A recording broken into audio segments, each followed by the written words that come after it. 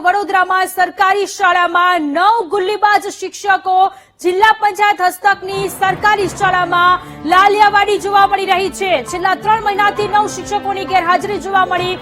7 શિક્ષકો દેશ છોડીને વિદેશમાં સ્થાયી થઈ ગયા છે। ગુલ્લીબાજ શિક્ષકો સામે કોઈ જ પ્રકારની કાર્યવાહી નથી કરવામાં આવી। શું આવી રીતે ગુજરાતના વિદ્યાર્થીઓ નાના બાળકો ભૂલકાઓ ભણશે? કારણ કે જે શાળામાં શિક્ષકો જ નથી એ શાળામાં વિદ્યાર્થીઓનું ભવિષ્યનું ઘડતર કેવી રીતે થશે તે પણ એક સવાલ છે। જિલ્લા પંચાયત હસ્તકની સરકારી શાળામાં અત્યારે મોટા પાયે લાલિયાવાડી જોવા મળી રહી છે, કારણ કે છેલ્લા 3 મહિનાથી 9 જેટલી શિક્ષકોની ગેરહાજરી જોવા મળી રહી છે। એમાંથી 7 જેટલા શિક્ષકો તો દેશ છોડીને વિદેશમાં સ્થાયી થઈ ગયા છે।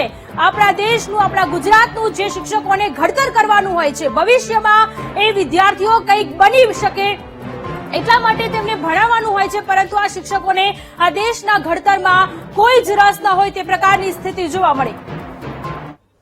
સંવાદદાતા માનુ ચાવડા ફોન લાઈન પર જોડાયેલા છે। માનુ, દેશનું ઘડતર કરવાની જે લોકોને જવાબદારી સોંપવામાં આવી છે એવા શિક્ષકો જ હવે શાળાએ નથી જઈ રહ્યા, પોતાની પર્સનલ લાઈફને એન્જોય કરી રહ્યા છે। વિદ્યાર્થીઓના ભવિષ્યની સામે સવાલો ગુલ્લીબાજ શિક્ષકોના કારણે।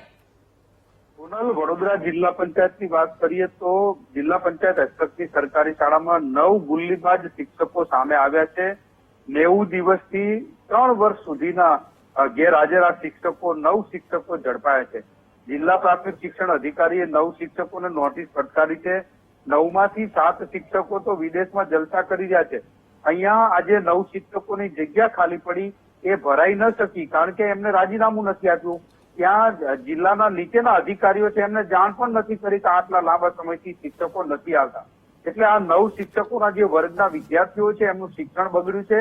આ શિક્ષકો છે વિદેશમાં જલસા કરી રહ્યા છે અને અહીંયા સરકારને જે મુશ્કેલી પડી રહી છે, કારણ કે 9 શિક્ષકો આજ દિન સુધી હાજર નથી થયા। શિક્ષણ સમિતિએ કે સરકારે આવા શિક્ષકોના વિરુદ્ધમાં કોઈ કાર્યવાહી નથી કરી, એટલે 2 વર્ષથી ગેરહાજર શિક્ષકો છે એ જે મહેકમ છે ભરાયું નથી, એના કારણે જે બાળકો છે એમનો અભ્યાસ પણ બગડી રહ્યો છે।